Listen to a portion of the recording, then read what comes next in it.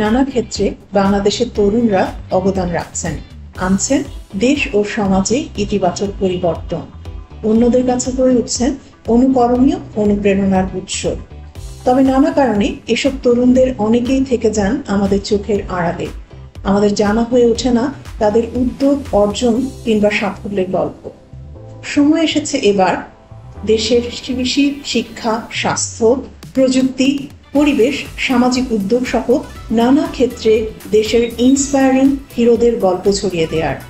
বিশেষ এই আয়োজনের নাম স্টারশিপ ইন্সপায়ারিং 10।